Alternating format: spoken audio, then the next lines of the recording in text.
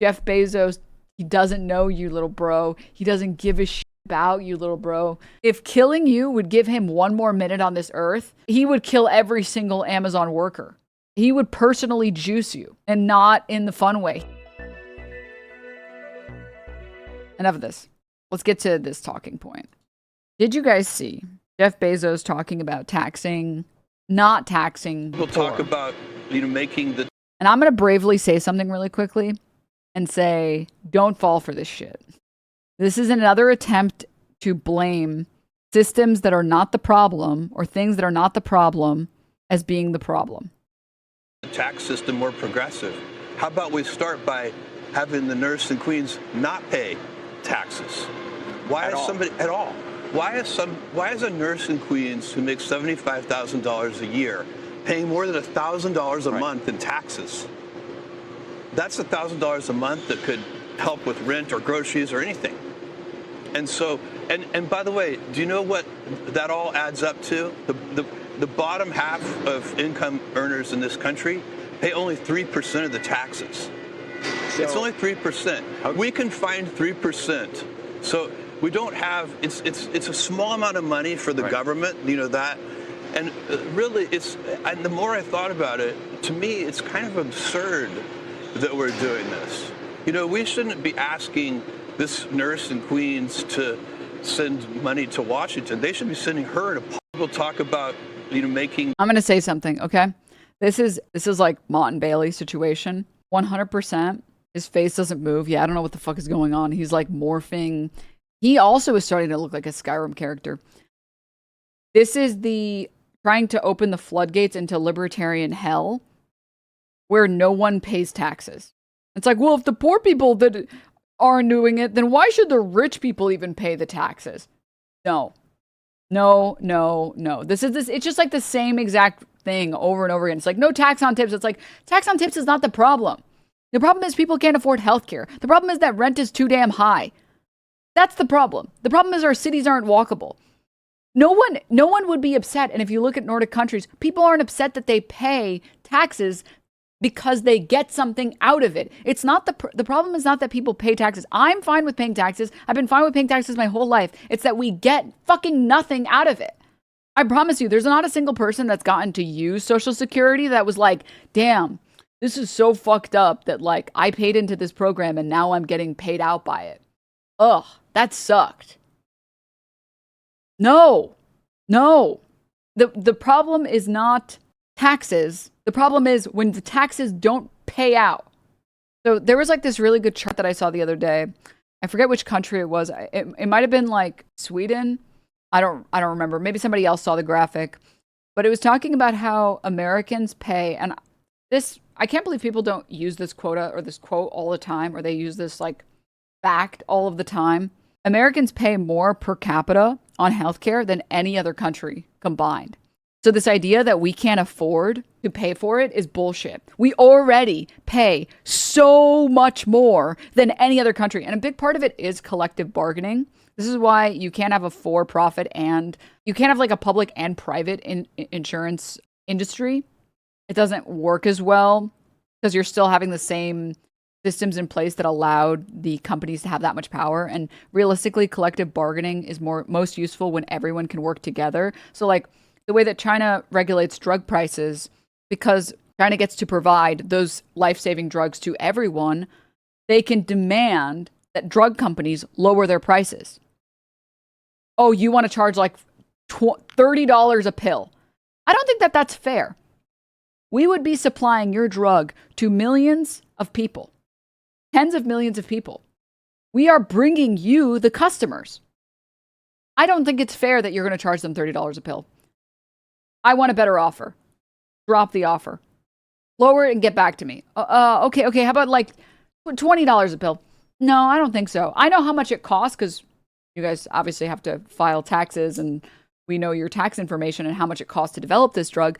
And I think it's only fair that considering that we're the ones that are offering you a contract for guaranteed money for all of these millions of American, or like in this case, Chinese citizens, I think it's only fair that we cap your profits here for the public good. You guys are going to have full total control of this market and we will be buying millions, billions of pills from you guys. Make a more reasonable offer. Just be reasonable. Oh, okay, $10 a pill. Thank you for being reasonable. Thank you. Great. So $10 a pill for a year, and then we'll drop it lower. We'll drop it after that. Yeah, I think it's like this one video. Yeah, this is the video that I'm thinking of. This is the iconic. Although I like the one with the Chad music in the background. How China negotiates drug prices with pharmaceutical companies. Where I'll skip ahead a little bit, but the manufacturer, the pharmaceutical company will come by with an offer. And because of collective bargaining, because all of the citizens who would rely on that drug can bargain together via the government, they don't have to get shafted and pay $300 a pill. Okay, here's our first offer. About 88 cents a pill. Yeah, this offer is out of the acceptable price range for that drug. Try again. And then what does he say? He's like, okay, well, how about this price? This is the lowest we can go. No, I don't think so. So he says, like, it's a good medicine. It was in our Medicare list in the past and being recognized by our health professionals.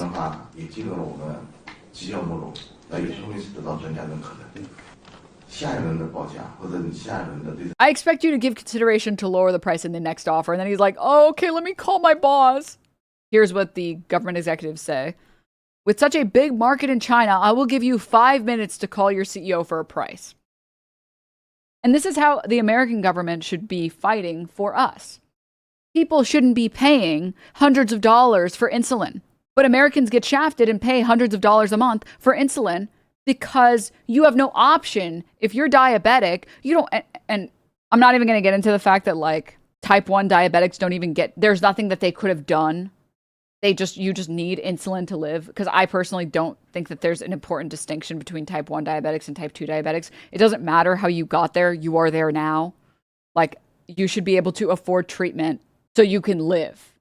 Like, but that's beyond the point. In America, both sides of the negotiation are working for big pharma, so they're raising the price, not lowering it. They're like, what if we charge, like, your Congress people are literally like, okay, I know you said $300, but what if we made it, if I could bring it to $400, how much would you pay me? Okay, what about if I could raise the price to $500? What would that check look like for me? Like, that's actually what's happening.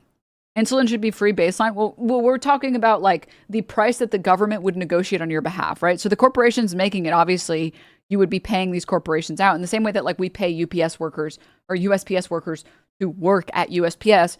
The government would be paying these pharmaceutical companies for continued production of the drug. But when the US government can bargain or can fight for every American with diabetes, they have the pleasure and the leisure of saying, no, you're fucking crazy. $300 for insulin a month? You're insane. Lower that price immediately. This is, how many Americans have diabetes?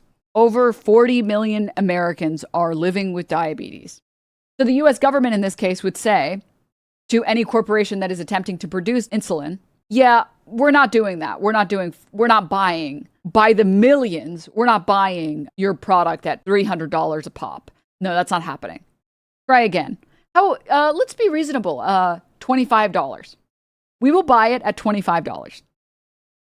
Because these are like, think about economies of scale when it comes to like businesses. Like the reason why Walmart can offer such low prices is because they're buying in bulk. Think of the government doing the same fucking thing. The government is buying in bulk for Americans. They are not going to buy in bulk at obscene prices. A huge buyer with small margins is still a huge profit. Exactly. But the US government is just like, we don't even give a shit. We just like literally, we just don't give a fuck. In fact, your Congress people are actively trying to make your life worse in every single way. Bottom line is it costs $3 to make. They sell for $1,500. There's no better or clearer way of total and absolute corruption in this country than that. Well, can the billionaire CEO get one more dollar? What about two, please? Also, in drug production, it's mostly automated after the product has been approved. Well, yeah, most of the costs for drug production are in R&D. Once R&D, the R&D phase, which can be anywhere from like 2 to like 10 or more years. Once that phase is over, most of the attempt at pricing should be to recoup R&D costs. After that point, once costs are recouped, there is no reason for prices to stay high. There's no reason that the government should allow those corporations to keep such obscene pricing. Like, hello? Isn't most of the R&D heavily subsidized by public funding? Yes and no. There is a good amount of it that is subsidized, but there's a good amount of it that isn't subsidized. Pharma spends more money on advertising than R&D. I mean, also correct, yes. Cut out the middleman, have the government develop medicine. I mean, sometimes that's not always like the most effective strategy. Sometimes it is just more effective to not bother having an entire department for that. And also, it's good to have individuals be able to make companies that are for general public good, right? But anyways, which again, this is the model that China uses. You want to develop a drug. We want to benefit the people of this country. There is a middle ground here. You develop the drug. We will make sure your company does well. We will make sure you obtain profits. You recoup the costs of the R&D for this drug, and you will charge the public a fair price. We're not allowing you to scam these people. It is worse for our country to have a bunch of ill people that can't go to the doctor, can't afford their medicine. So, okay, great. You developed this life-saving drug or this cure or treatment or whatever. Excellent. Wonderful. You will be compensated fairly and everyone will be better off. It's not only a scam, it's blackmail. It's just what, like the pharma companies? What does this drug do for China? Well, yeah, because the government in China is actually attempting to improve the conditions of the country. The government in the United States is attempting to improve the wallets of congresspeople. Oh, so you want billionaires to starve? You know, what if... I think it's called GERD. What if the billionaires are literally autistic, okay? And they can't handle certain textures of food, and the only thing they can eat is caviar? Isn't that fucking ableist of you? What if the only thing that they can eat is king crab? ARFID. GERD is something else. Did you consider that? Did you fucking consider that? Yeah. You ableist piece of shit. Checkmate, liberal. Not very woke of you, is it? What was I? I had a greater point with this. Oh, right. Yes. Yes, I remember. The thing is, it's like no one would be upset if they got taxed, if they got something out of it. The problem is when you're getting taxed and you don't see the benefits of your taxation because the richest people in this country are not, in fact, paying their fair share. So, like, I don't know anyone here who's had state insurance before or has gotten state healthcare before. I felt like I was getting something for my fucking taxes. It's like, wow, these visits are really cheap.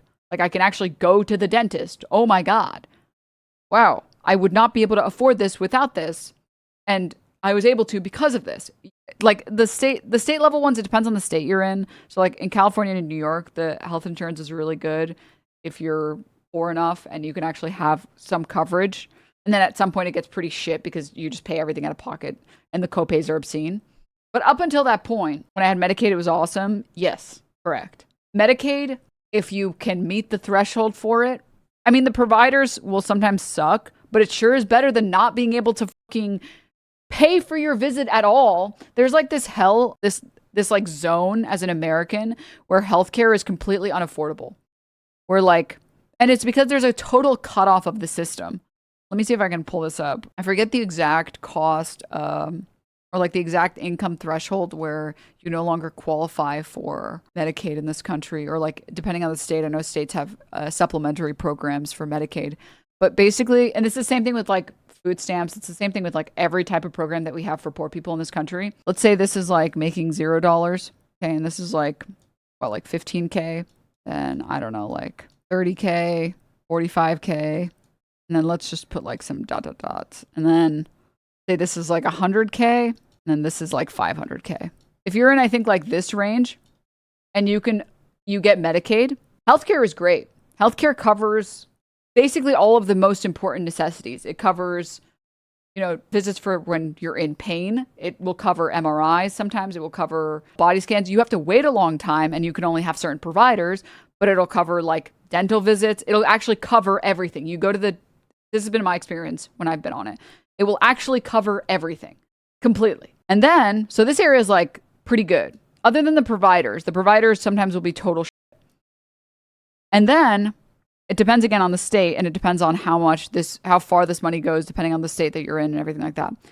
And then it goes from pretty good. Let's say this is like, sorry, I forgot to put like another axis. Let's say this is like smiley face, and then over here is unsmiley face. C:. Let's actually ignore that check mark. It starts at like here. Well, like, no. We'll put it like here, right? And then there's like a sharp cutoff as soon as you no longer can afford healthcare. Or sorry, you can't afford healthcare, but you make just barely too much to be able to get Medicaid. And then you literally can't go to the doctor. You can't go. It's too expensive. And you can't even afford private health insurance because it's also like hundreds of dollars a month or like thousands of dollars a month. And then there's like a slow improvement. There's slow improvement. Here is like when you make, and again, this is like state and city dependent because like 100K in like New York City is like, you're doing okay. But because rent is like 2-3K a month, you're like at least a quarter or a third of your fucking money is going to rent. And probably half of it is going to just random expenses. So it depends on the state and city. These numbers are going to look different. And then I would say that there's like after you start making like a certain amount, probably like 500K, there's like a drastic uptick. And you go past, sorry, you can't really see it. Go like this. This coverage, when you have as much money as you want, when you have more than enough money to cover everything you want, this coverage is always going to be better than this coverage because providers are just better. You have to pay more, but the providers are better. They're more accessible. They're more available.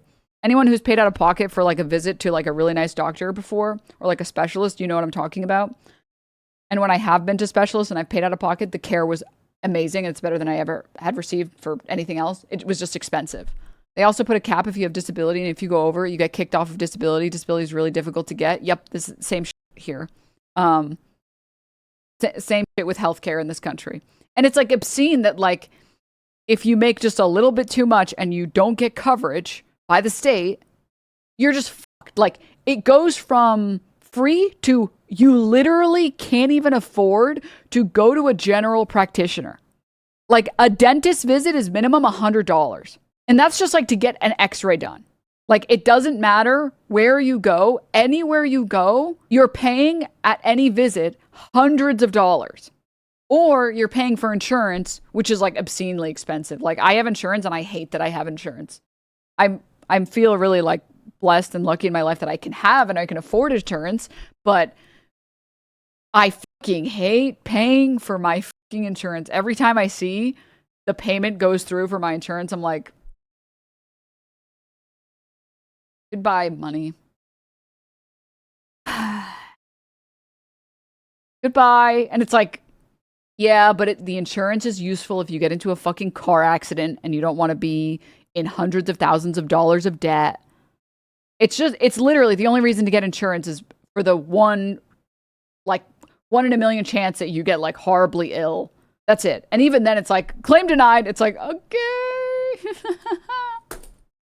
I feel like 80% of my need for healthcare is related to healthcare being inaccessible. Correct. The only other reason as well, sorry, there is one other reason to get health insurance, which is that when you go to any provider or get any prescription or get anything, they literally have a price sheet for non-insurance holders and a price sheet for insurance holders.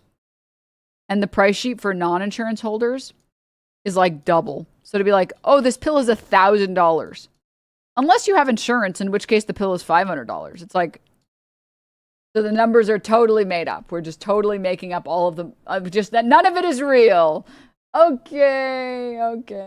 Wouldn't it literally make more sense to put that money into a savings account instead of giving it to the insurance agency at that point? Well, yes and no, right? If you pay like $500 a month for insurance, right? Even if you put all of it into account, like for 5 years, right? What would that be? 12 times 5, 30 grand.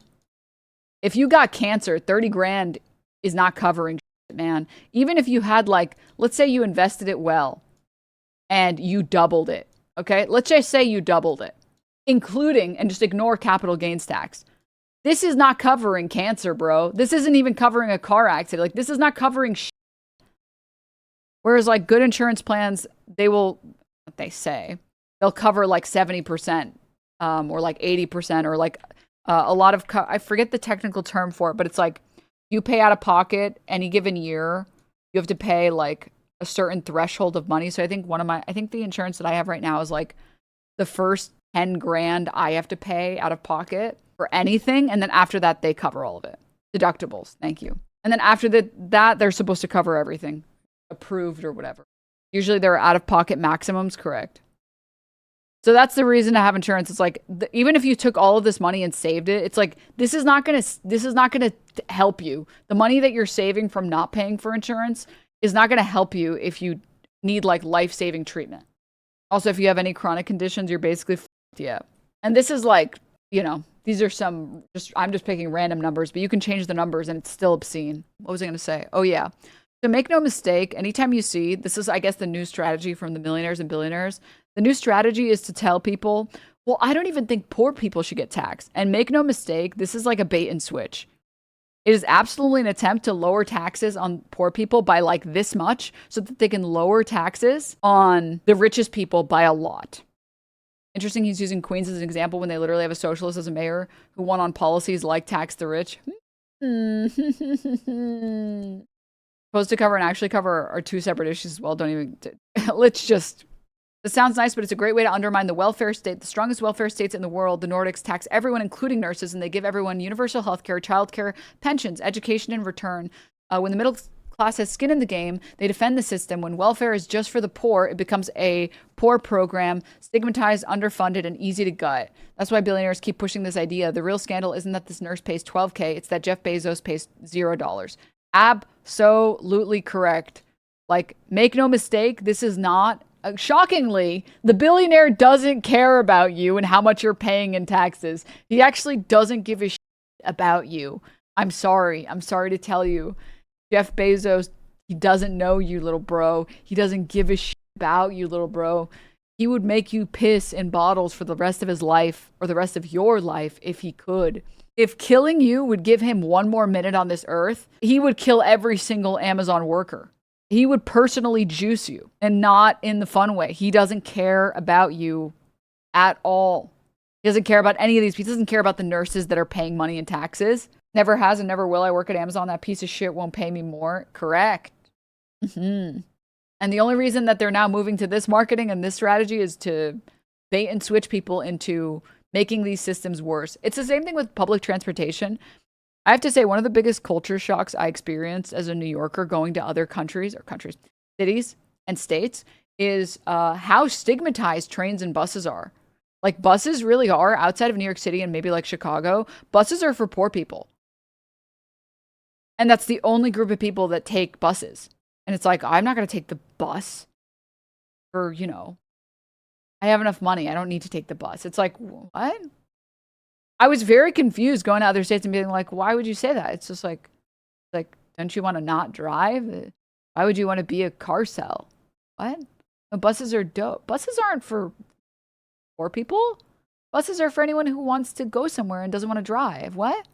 It was genuinely like, my mind was boggled. I was baffled. I couldn't believe it. Like, I worked for piece of shit bosses that were multimillionaires who took the train. Lots of rich people in New York take the train and the bus. It's just convenient, which is why they take it. I'm not saying they never drive. I'm not saying they don't have drivers. I'm not saying that they don't have helicopters, but they do take the buses and the trains because they're incredibly convenient. That's how it's seen in Arizona. Buses are just like for poor people. Dude, it's really bizarre. I read an article in the LA Times that the train was cosmopolitan and buses were trashy. It makes me really sad. In New York City, train is fine, bus is considered poor. What are you talking about? I lived in New York for like 20-something years. That's not how people view that at all. Buses are not seen as for poor people. Do poor people take the bus? Yeah, but that's not... Huh? No. I live in New York City. I'm not making it up. I mean, that's... Okay, then you're just like... I don't know which bus... Okay, what bus do you take? Tell me which bus you were taking. I work from home. I don't take either anymore. Okay, well, as someone who used to take the bus to school and to work, that is not the case. As someone who took it for 20-something years, that's not the case, chat. Did you guys don't ever believe this? I don't know if it's still in service or not. Guys, I don't mean to alarm you guys, but at one point in my life, I was taking the Q69.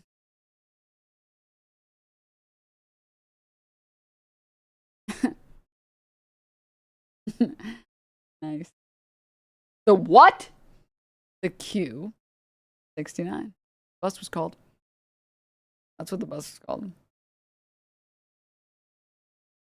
Sorry, did that number used to be funny? I just felt all of my bones turn to dust. Q chatter. Q. Should I have said Q67? Would that have made you happy? Well, that would have been a lie. Okay. And I don't lie on this stream. Okay. I did not take a Q67 and I'm not going to change it just so that it's funny for the youngins. Okay. It was the 69 and 69 is still funny. All right. Anyway, it's not funny. It's nice. Duh, chatter. I mean, maybe they mean the whole thing where if you have no money, you take the bus instead of the train.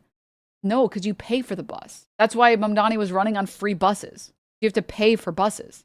Like you have to pay for trains. So I don't mean to come off aggressive, Romaine 95. I'm just explaining like that's also not true. So anyways, you should go to Portland, Oregon. It's like the New York City of the West Coast. Dude, I want to go to Portland so bad. I do. I want to. Moving on though, from that point.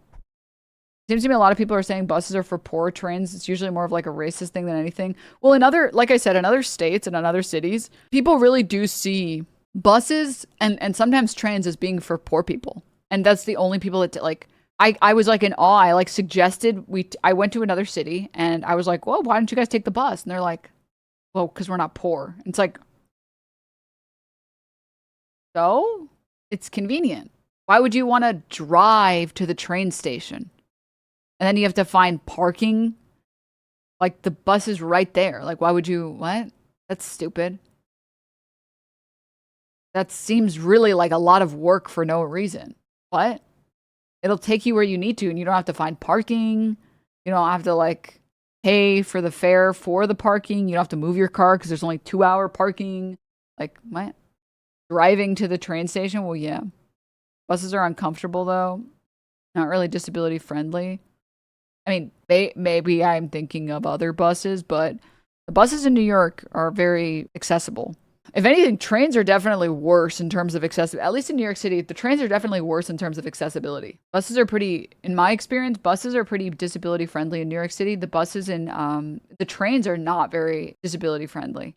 Because like the elevators are usually not working. And also they always smell like piss. And it's not like there's a lot of ramps going down into the stations. It's only ever stairs. So, yeah, I don't know about that. Buses literally have to be disability friendly by law. The only thing that makes me upset about buses with regard to disability is that the beeping is so loud. When they like lower when they lower the bus and then they take out the ramp, it's like beep, beep, beep. It's like, guys, I'm down to wait as long as we need to. That's totally fine. I get it. I have no problem with that. Can we just make it just a little quieter? Just like a smidge, like I'm going deaf listening to this. Just like, can we just make it just a little quieter? I get it. You're bussing. Just like a teeny bit quieter. I think it's for blind folks. Okay. They're blind, not deaf. It doesn't need to be ear shattering. Okay. They can still hear it. Everyone else can. I'm just asking that it not be ear shatteringly deaf. The bus is just showing off at that point. That's what I'm saying. It's real. Like it's real. We can make it loud without it being like the one pitch that gives you brain damage. If people are blind, their hearing is heightened. That's not true. Not true. I'm pretty sure that's like pseudoscience. Like Daredevil. Don't think that's like Toph. Don't think that's true. But anyways, we get it. You're a bus. We get it. Now you understand us bus drivers. I'm going to be deaf at some point. I'm sorry, man. I'm sorry. What was I going to say? There's something else I was going to say on this. Oh, right. Yeah, no. It makes me sad. It makes me sad because, like, again, if you make things out to only be for poor people, nobody cares about improving those things. This has been like 5 different tangents, and I've actually remembered how to bring them back every single time. This is kind of like a Denim stream. Making it so that buses are just for poor people and, like, convincing Americans that people with any wealth never take the bus. Buses are only for poor people. Gives the permission structure to totally gut all public transportation, and then nobody gets to enjoy it. And then literally nobody gets to enjoy it. Big city bias. Outside of big cities, there are no trains or buses and fewer and less reliable. But how do you think it got that way? Pre-cars, America actually had a lot of areas and cities in America actually had a lot of trains and buses. Well, not buses, but a lot of trains, excuse me. Like rail. Like pre-Ford, there were trolleys all over this. Like the car industry worked really hard to propagandize to make everyone think public transport was for poor people and that a real gentleman has his own car. Like there was an active effort to attempt to remove services that would improve people's lives for profit, for the profit of like the oil industry and like the car industry. My city is smaller, but we had trolleys and an above ground rail system. And all of these have been just like totally gutted. It's like really sad. Tuscan, Arizona used to have a trolley. LA had the best public transportation system in the world. Here's what changed. It's actually so depressing too, because when you go around LA, there are so many train tracks everywhere. Like the rail system still exists. Did I say Tuscan? Sorry. Tucson. Sorry, why did I say Tuscan? Parking lots, drive-throughs, highways. LA is a car city first, especially now the car city-centric realities are undeniable for us. While we do have a great public transport system, the city isn't known or praised for it the same way cities like London or Tokyo are. However, there was a time when LA was a pioneer in urban transport and was celebrated for its incredibly famous red car network, the Pacific Electric Railway. Dude, it like makes me so, you know how it's sad to go to like certain zoos or like not aquariums, but I guess they would still technically be considered aquariums, where you see like these like big orcas or whatever, or like dolphins, and you're like, you shouldn't be here. You should be free, you know? And it's like depressing. That's how I feel when I see the red cars just sitting there. It's like, this is not your habitat. You beautiful beast, you were meant to roam. You were meant to roam the rail. What have they done to you? What have they done? What have they done to you? Brain autism loading. You weren't meant to be contained. Let me see if I can find it. See if I can find an image. There's like one area where they're like, parked is not the right word, but there's one area that I've passed by a lot that they've been like parked. And there's just like a bunch of them. And it's like, why aren't we taking these, man? Why did we do this?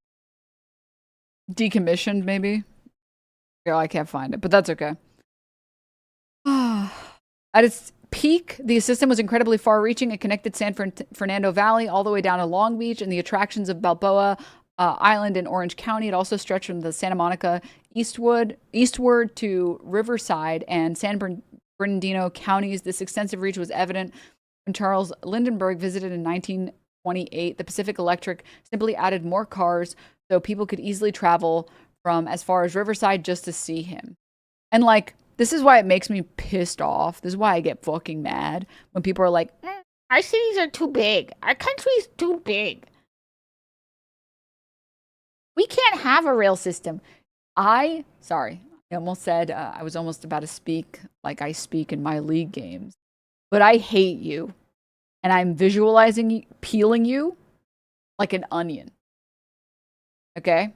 That is visually what's happening in my head to you. You are being peeled layer by layer until there is nothing left. Okay? I hate this fucking... It is like literally the most thought-terminating sentence on the planet. This was the red car network at its peak. This is where the red car network went at its peak. And now if you live anywhere up here and you want to go anywhere down here, it's a fucking hour and a half or 2 hour drive down. And then obviously an hour and a half or a 2 hour drive back. Why? Because you're just sitting in fucking traffic. And like, here, what people don't understand, I think especially Americans don't understand, is you can have fast rail for getting from like major counties to other major counties. And then you would have bus networks within those counties. Like, this is how, first of all, literally every country with public transport works, by the way. But second, how New York works. Anywhere that doesn't have a train station immediately available, there's a bus that can take you to the train. There's a bus that will, within like 5 or 10 minutes at the max, take you to a train. There aren't areas that are inaccessible, and everything else is within a 15-minute walk. So it's like, oh, well, let's say in this random ass example, if you wanted to go here, and this was the last stop that took you here, this is a way shorter distance to have a bus travel that than to have like a drive all the way from like Pasadena down. So anyways, yeah, it just makes me sad that this is like, I don't understand why people still fall for this talking point. It's so obviously nonsense. Seriously, y'all, a trolley that goes 5 miles per hour on the street isn't zipping you around a city like a train or a subway. Let's be real.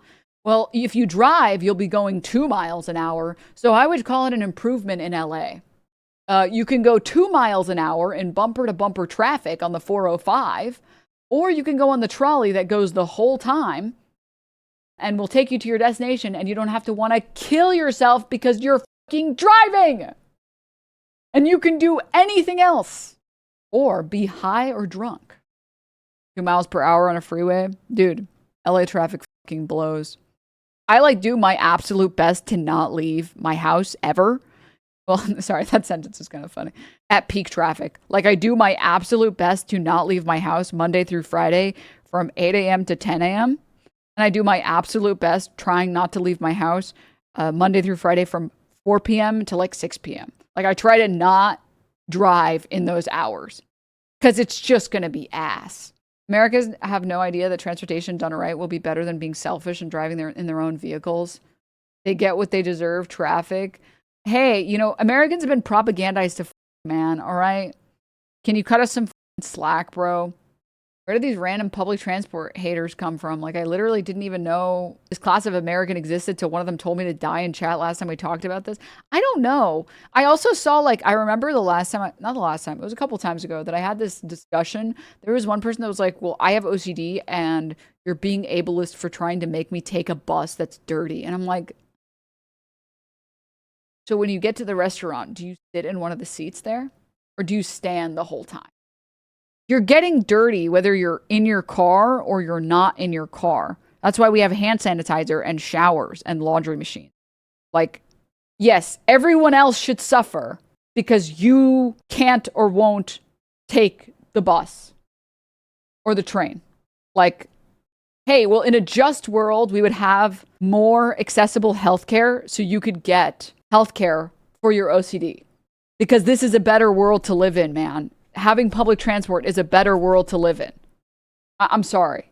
It is. It's actually not we the people. True. Also, you can still drive in New York.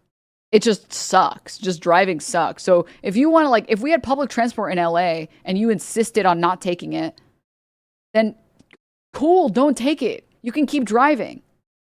It's not like cars are banned. Maybe under Mamdani's New York, cars will be banned soon. But cars are not banned. You can still drive. This is why the fuck would you? Like, it's terrible. Driving sucks, man. Driving literally sucks. It's not we the people. It's me, the guy. I used to have to drive 7 miles on the 5 South in the morning, and it took literally 1.5 hours. I'm sorry. I am sorry. I wish I could, like, you know, I can't believe I'm going to say this sentence out loud, but you know in, like, Madoka, how all of them, before they become witches, or I guess before they become magic girls, they make a wish. I wish I could, like, get American public transport to every city in America forever and also give back every single minute that's ever been wasted driving. Like, that would be a worthy cause to corrupt my soul for. Like, every minute, every second you spent driving, you get it back. You just, here you go. No, not Cube.